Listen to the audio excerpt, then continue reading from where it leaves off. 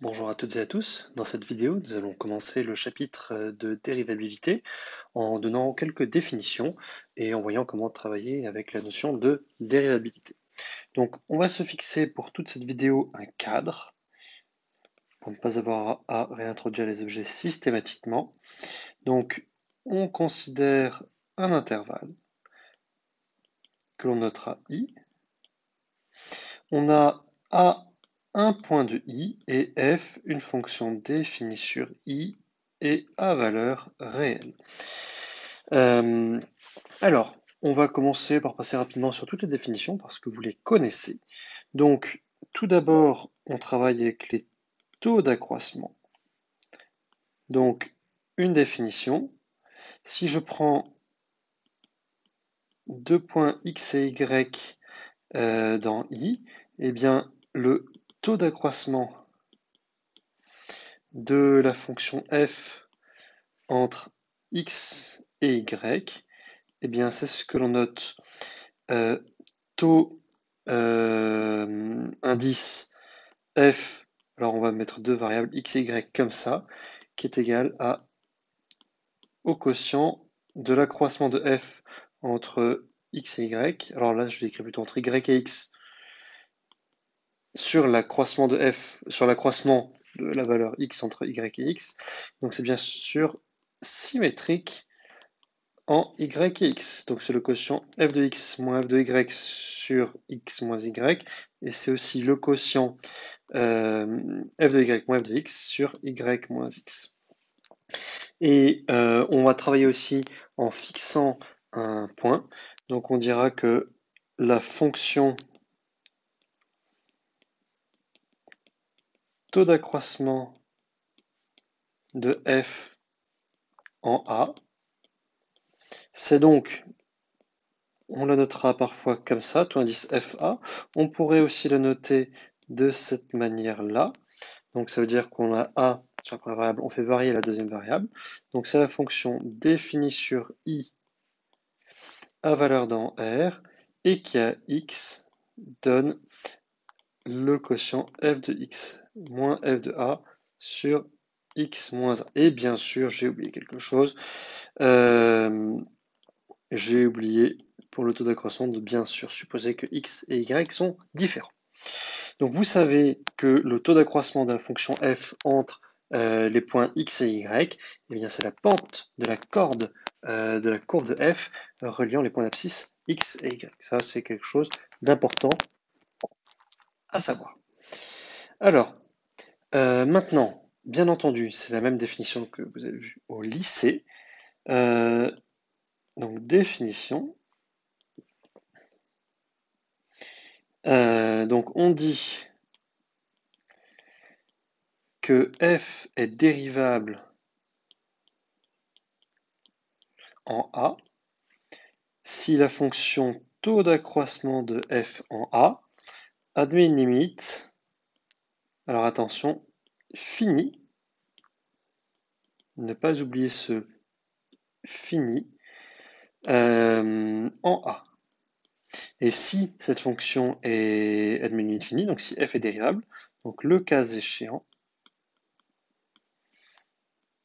on note, eh bien sûr, f' de a, cette limite, ce qu'on appelle aussi nombre dérivé de f en a. Et bien entendu, si f est dérivable en tout point de i, cela nous définit la fonction dérivée de f en a. Là, il n'y a pas grand-chose à démontrer ou à définir de nouveau là-dessus. Alors, ce que l'on a fait en un point, on peut bien sûr le faire euh, à gauche et à droite. Pour ce faire, on fait exactement comme pour la notion de continuité. Donc, définition. Euh, donc, deux situations. Pour la dérivabilité à gauche, il faut qu'il y ait un peu de place à gauche. Donc, si A est strictement plus grand que la borne inférieure de I, on dit que f est dérivable à gauche en A si le taux d'accroissement de f en A admet une limite à gauche finie. Et puis pareil à droite, mais il faut qu'il y ait un peu de place à droite, donc dans la situation où A est strictement plus petit que la borne supérieure de I, eh bien f est dérivable, donc on répète, hein, à droite en A, si le taux d'accroissement de f en A admet une limite à droite, et bien entendu fini. Et on a bien sûr un résultat qui relie la notion de dérivabilité euh, aux deux notions de dérivabilité à gauche et à droite, mais ça c'est juste une utilisation immédiate de la caractérisation d'une limite par les limites à gauche et à droite. Donc proposition élémentaire, vraiment directe. Donc, on se place dans le cas où il y a un peu de place à gauche, à droite dans I, à gauche, à droite de A dans I. Donc, on se place dans le cas où A n'est ni la borne inférieure de I, ni la borne supérieure de I. Eh bien, si j'ai L qui est un réel, F est dérivable en A et le nombre dérivé de f en A est égal à L, si et seulement si, on a trois choses. F est dérivable à gauche en A, F est dérivable hop, à droite en A, et les valeurs des dérivés à gauche et à droite de f en A sont égales. Et là, je m'aperçois que j'ai oublié de définir. Donc, hop, donc, on va les définir ici. La dérivée à gauche de f en A est notée. Alors, c'est pas une notation universelle, on la note le plus souvent comme ça. F' indice G. Puis pour droite, vous vous doutez bien qu'on fera pareil avec un F' indice D de A. Donc, pour qu'il y ait dérivabilité, il faut, et que la valeur de la dérivée soit égale à L, il faut que les valeurs des dérivés à gauche et à droite soient égales. On a besoin d'avoir les 3 points. Bon, ce théorème, on ne l'utilisera pas souvent. On peut donner un exemple élémentaire, la fonction valeur absolue, qui est dérivable à gauche et à droite en 0. La dérivée à gauche, donc la dérivée à gauche en 0, ça vaut moins 1. La dérivée à droite en 0, eh bien, elle vaut plus 1. Il suffit de calculer le taux d'accroissement. Et donc, eh bien, le taux d'accroissement de cette fonction en 0 n'admet pas de limite finie, n'admet pas de limite du tout d'ailleurs. Donc, cette fonction est non dérivable en 0.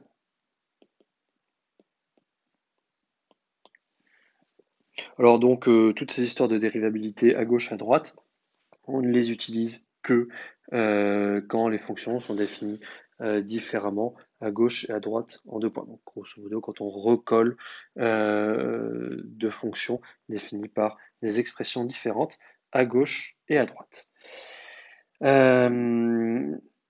Maintenant, il nous reste surtout une chose, et c'est la chose la plus importante de cette vidéo, c'est de voir comment travailler effectivement avec la notion de dérivée, parce que on n'a pas du tout envie de travailler avec un quotient. Donc ça,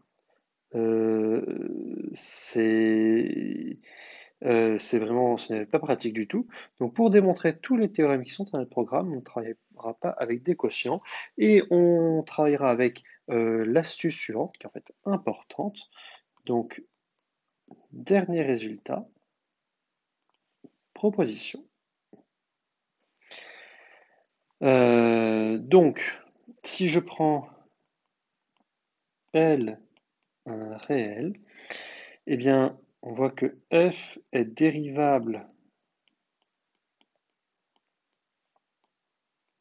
en A et f' de A est égal à L. Alors, si et seulement si quoi? Si et seulement si, pour l'exprimer très simplement, le taux d'accroissement de f tend vers A en L. Donc, ce qui veut dire que ce taux d'accroissement peut se prolonger par continuité en A et que le prolongement vaut L. Et le taux d'accroissement, eh bien, on peut toujours écrire f de x moins f de A égale x moins A fois le taux d'accroissement.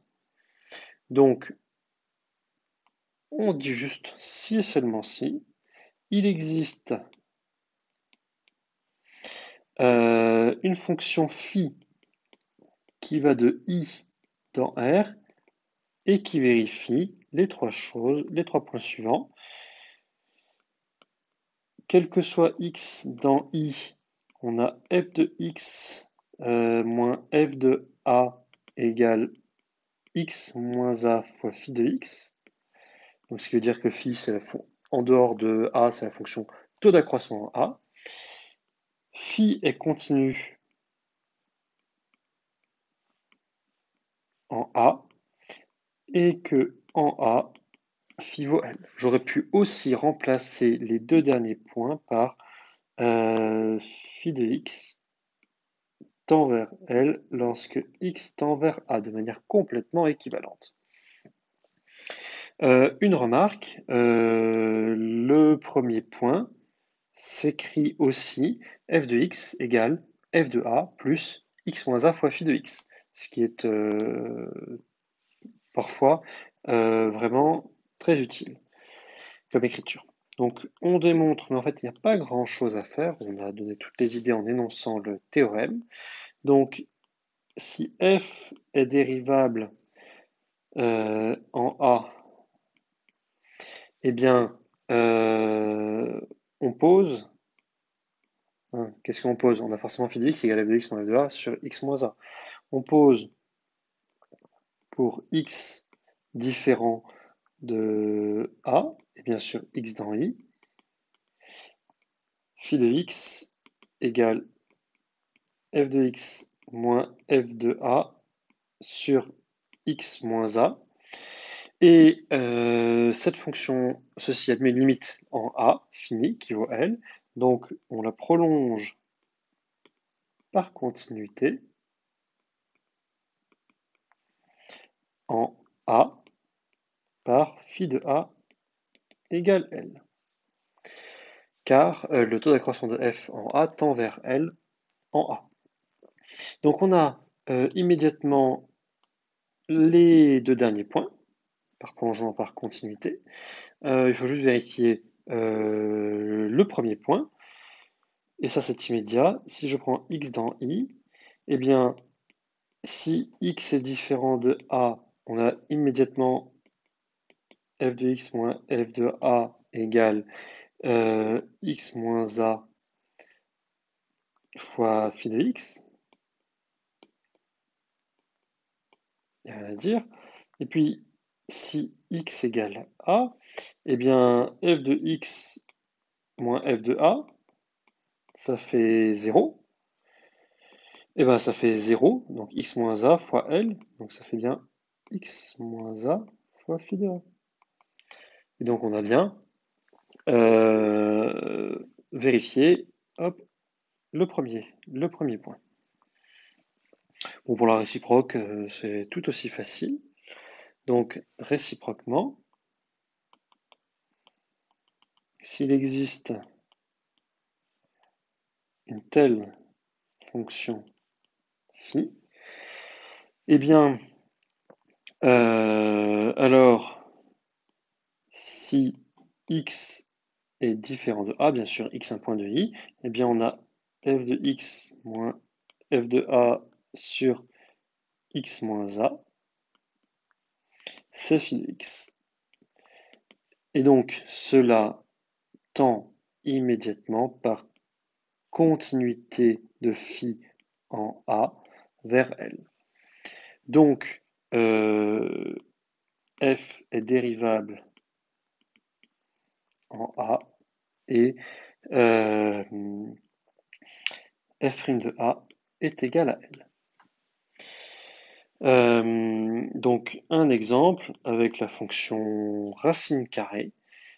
Si je prends A strictement positif, x positif ou nul, si je regarde racine carrée de x moins racine carrée de a, je veux factoriser x moins a, ça fait x moins a fois 1 sur racine carrée de x plus racine carrée de a par, en factorisant par la quantité conjuguée. Et donc, on s'intéresse à ceci. Ceci, eh bien, tend lorsque x tend vers a, vers 2a. Conclusion, la fonction racine carrée est dérivable sur r étoile plus, et la dérivée de la racine carrée en a, c'est 1 sur 2 racine de a. Ouh là là. Bien sûr, il y a une racine carrée ici. Ce que l'on peut faire, c'est aussi, par exemple, reprendre notre exemple important de la fonction sinus. Pardon, x donne x carré sinus de 1 sur x. Donc, on prend la fonction définie sur R, à valeur dans R, et qui est x donne 0 si x égale 0, et x carré sinus de 1 sur x si x est différent de 0. Je vous laisse, en utilisant ce qu'on vient de faire, montrer que cette fonction est dérivable en 0 et obtenir son nombre dérivé en 0, tout simplement en utilisant le résultat. Donc, je vous laisse mettre la vidéo en pause, éventuellement, si vous avez le temps. Et si vous reprenez la vidéo, eh bien, il suffit de dire que si je prends, on a bien sûr que f est continu en 0, ça on l'a déjà vu.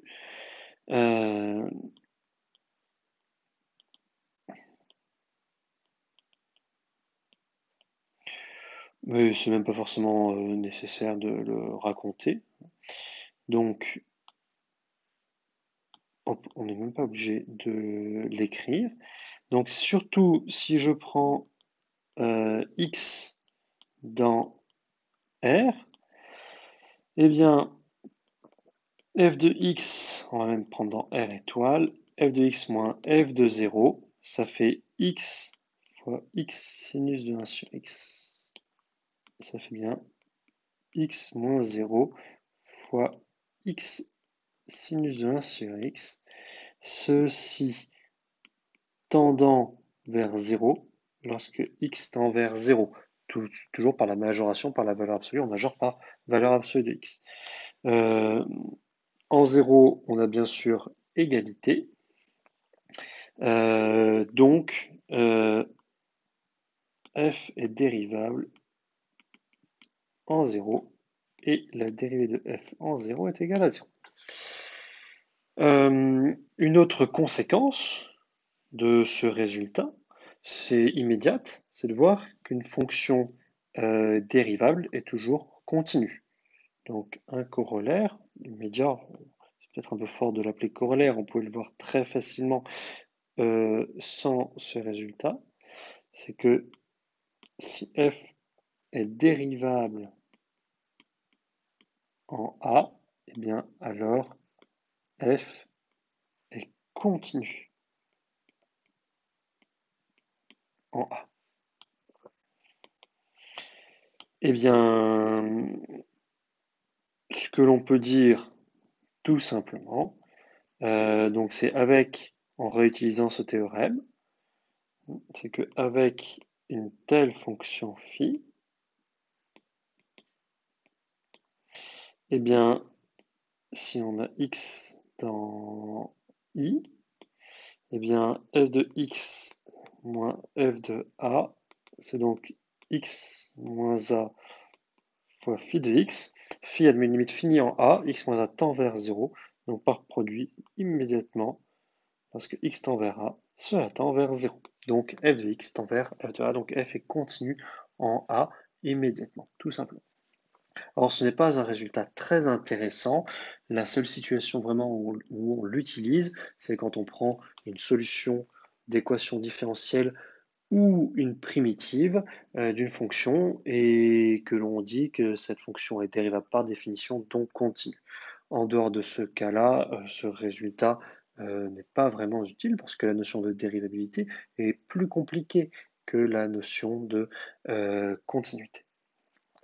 On va terminer cette vidéo par une remarque. Alors, c'est pas quelque chose qu'on utilisera en cours ensemble au début, donc vous n'avez pas forcément à le retenir trop, on va dire maintenant, mais on le réinvestira un peu plus tard quand on fera les développements limités. On va dire que c'est un corollaire de notre caractérisation de la notion de dérivabilité par, on va dire, les taux d'accroissement. Donc, on dit que f est dérivable en a et, et f' de a est égal à un nombre réel L qu'on suppose introduit comme dans notre propriété, si et seulement si il existe une fonction epsilon qui va de i dans R et qui vérifie que pour tout x dans i, f de x égale f de a plus x moins a fois L plus x moins a fois epsilon de x et epsilon tend vers 0 en A. Tout simplement parce que avec la fonction phi qui est le taux d'accroissement de f prolongé par continuité en A, donc avec phi, le taux d'accroissement de f prolongé par continuité en A, eh bien on a que phi tend vers L en A, si et seulement si, phi s'écrit L plus une fonction qui tend vers 0. Donc si et seulement si il existe une fonction epsilon qui va de I dans R, telle que pour tout x dans I, phi de x égale L plus epsilon, et epsilon tend vers 0 en A. Et en multipliant par x moins 1, on retrouve exactement ce qui est annoncé ici. L'intérêt de ce résultat, c'est notamment de lire dans cette partie affine l'équation de la tangente. Alors là, je m'aperçois que j'ai peut-être oublié de parler de tangente, c'est le cas. Autant pour moi, mais on va finir la vidéo là-dessus. Donc, une dernière définition, toujours dans le même cadre. C'est une définition que vous connaissez, hein, normalement il n'y a rien à retenir de nouveau. Donc, premièrement, si f est dérivable en A, eh bien la tangente à la courbe de f en A, eh bien c'est la droite d'équation y égale f de a plus x moins a fois f' de a. C'est quelque chose de connu. Et puis, on a bien sûr la même chose pour les dérivées à gauche, à droite, qui donnent une notion de demi-tangente. Donc, si f est dérivable à gauche en a, eh bien la tangente, demi-tangente à la courbe de f en a, eh bien c'est la demi-droite d'équation. Donc y égale f de a plus x moins a fois la valeur de la dérivée à gauche de f en a, bien sûr pour x plus petit que a. Puis on a la même chose pour la dérivée à droite. Donc on a la même chose pour la dérivée à droite. Et puis on va s'arrêter là pour cette vidéo. Donc finalement, rien de bien nouveau. Que faut-il retenir? Surtout, surtout, ce résultat-là. Donc la caractérisation de la dérivabilité d'une fonction d'un certain point de vue par le prolongement par continuité de son taux d'accroissement en le point considéré. Et vous allez voir dans la vidéo suivante que ce sera exactement le point de vue qui nous permettra de démontrer facilement notamment tous les théorèmes opératoires sur la dérivabilité. Voilà pour cette vidéo.